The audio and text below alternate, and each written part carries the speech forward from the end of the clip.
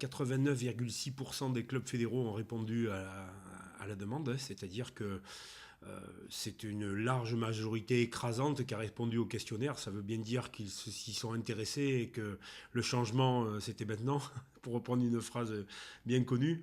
Il y a eu 4 thèmes principaux qui étaient vraiment très importants pour les clubs. Ils souhaitaient jouer plus de matchs en phase de poule. 75,6% étaient pour, ce qui est un chiffre quand même très important. Donc les poules de 12 clubs et 74,8% pour. Maintien des matchs aller-retour sur les phases finales, c'était 82,6%. Et la suppression de la Coupe de la Fédération, c'était 85,2% pour libérer des dates. Donc effectivement, c'était assez facile à créer un questionnaire par rapport à cette base de travail. Et augmenter le nombre de clubs par division semblait être la bonne solution.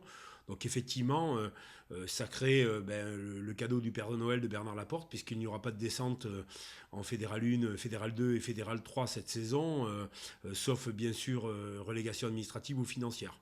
Donc effectivement, on a répondu à la demande plus que majoritaire des clubs. Le championnat sera relativement clair, hein, puisqu'il y aura une poule d'accession et 3 poules de 12, c'est-à-dire 4 poules, il y aura 48 clubs, donc 3 poules géographiques, une poule d'accession.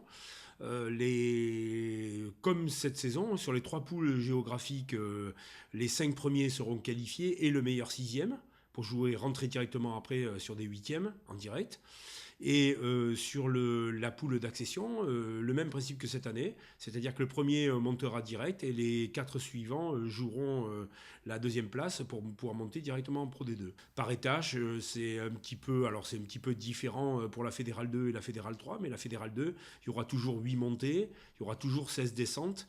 Par contre, en Fédéral 3, il n'y aura plus que 28 descentes la saison suivante, puisque on passe en 14 poules de 12. Pour éviter justement de pomper des clubs en honneur cette saison, les organisateurs des épreuves des collèges territoriaux qu'on a réunis ont demandé à ne pas dépouiller au moins pour l'année prochaine cette division, chose actée puisqu'il n'y aura que 8 clubs de plus qui montent. Donc voilà, je pense que tout le monde y a trouvé son confort et je pense qu'on a répondu, et la majorité aujourd'hui le dit, et les sondages le disent, on a répondu à la demande. On a répondu à ce que les clubs voulaient. On a dit qu'on rendrait la parole aux clubs, c'est chose faite. Ce qui remontait de nos meetings, de la vie de la Fédérale 1, c'était que l'équipe B était un vrai boulet pour les équipes, puisqu'il fallait qu'ils les emmènent partout, et les déplacements lointains, parce que la géographie fait que sur 40 clubs, actuellement en Fédéral 1, les déplacements étaient longs, il fallait se déplacer à 60 personnes, c'était très compliqué pour les clubs à gérer. Donc on leur a fait une proposition on leur a demandé s'ils souhaitaient conserver en l'état actuel les équipes B.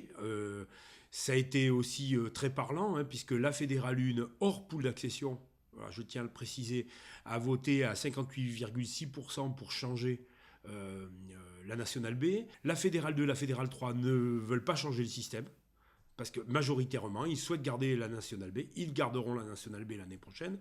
Par contre, la Fédérale 1, elle, voulait un vrai changement et ne voulait plus, en fait, que cette équipe B, dans sa grande majorité, reste liée à leur équipe première. Donc, on leur a fait une proposition d'un championnat espoir. Et là, effectivement, en mixant, parce qu'on ne peut plus délier la poule d'accession à ces clubs, là, à 65%, ils ont souhaité que soit créée une compétition espoir. Donc, effectivement, c'est une catégorie d'âge qui va être de 18-23 ans, qui va remplacer dans les obligations la Nationale B, qui va devenir donc la catégorie obligatoire pour répondre au club.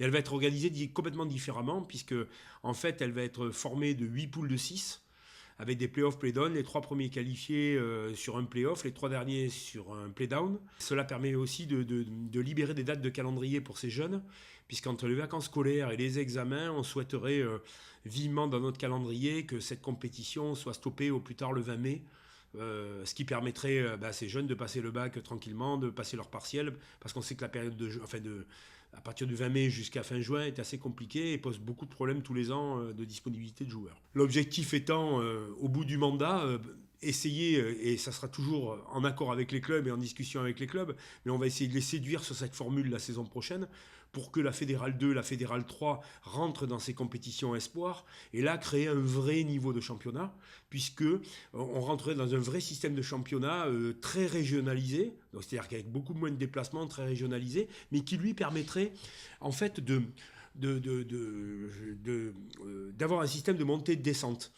Moi aujourd'hui je suis un fervent défenseur du fait que je pense qu'on ne peut pas continuer, notre sport amateur ne peut pas continuer à lier le niveau de ces jeunes à leur équipe première. Aujourd'hui en fait le niveau des jeunes est lié au niveau de leur équipe première. Pour moi c'est une gabegie. Ça ne devrait pas exister parce qu'on s'aperçoit qu'il y a des clubs qui mettent de l'argent dans la formation et qui ils privilégient la formation par rapport à leur équipe première et ils ont bien souvent des jeunes qui sont bien meilleurs que des compétitions où les catégories sont obligatoires. Je parle par exemple des Balandrades, je vais même jusqu'à parler des Crabos, des Alamercerie, des Godarman. Moi aujourd'hui, si on crée 3 niveaux de compétition, Espoir Fédéraux 1, Espoir Fédéraux 2, Espoir Fédéraux 3, la première année, ils seraient liés effectivement à leur équipe première, mais la deuxième année, par exemple, si des Espoirs Fédéraux 2 sont dans les 8 premiers et peuvent monter en Espoir Fédéraux 1, qu'est-ce qui empêche que ces jeunes aillent jouer à ce niveau de compétition ? Parce qu'ils ont ou une belle génération, ou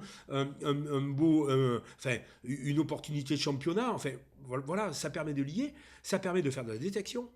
Et ça, je pense qu'il faut que tout le monde prenne conscience de ça. Ça permet de faire de la détection. Aujourd'hui, un jeune qui est dans un club de Fédéral 3, par exemple en junior, à un moment, est-ce qu'il peut être vraiment détecté ? Quels sont les moyens pour qu'il soit détecté à un niveau supérieur ? Très faible. Si demain, par son niveau de compétition, un espoir fédéral 3 est propulsé au bout de 2 saisons, par exemple, en espoir fédéral 1, est-ce qu'il n'a pas des chances d'être repéré par des équipes de fédéral 1, voire de Pro D2, la preuve, voire de Pro D2, parce que si on monte sur la poule d'accession, si on fait l'étage sur la poule d'accession, est-ce qu'aujourd'hui, ce n'est pas un vrai système de repérage pour ces jeunes ? Moi, je crois que oui. Aujourd'hui, je suis certain qu'il y a des talents cachés dans des équipes de jeunes et on n'a pas forcément les moyens territoriaux ou nationaux de les détecter. Je pense que ça, c'est quelque chose sur lequel les clubs doivent se poser, doivent réfléchir.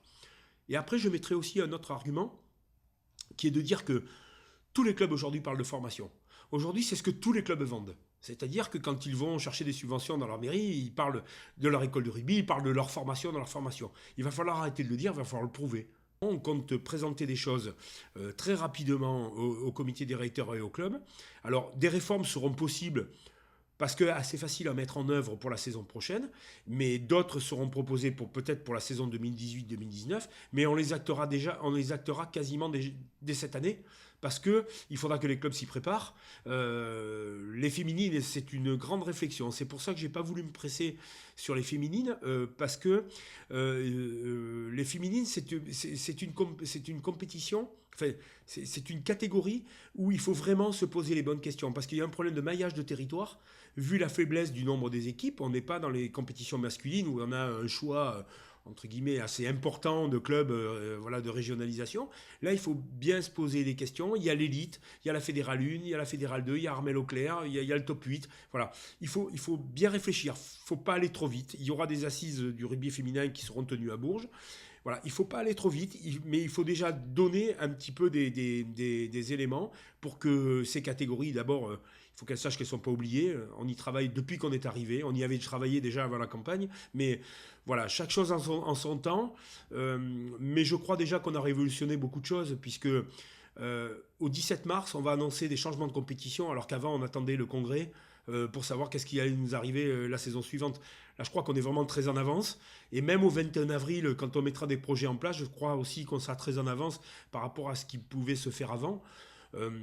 Voilà, donc on n'oublie personne, on travaille beaucoup. Il y a le 7 aussi, il y a les nouvelles pratiques, il y a le 5. Voilà, tout ça, ce sont des dossiers qui sont en cours, qui demandent beaucoup de travail. Et je voudrais juste rappeler que ça fait que 100 jours qu'on est là. Donc voilà, je pense qu'en 100 jours, on aura déjà beaucoup bougé beaucoup de choses.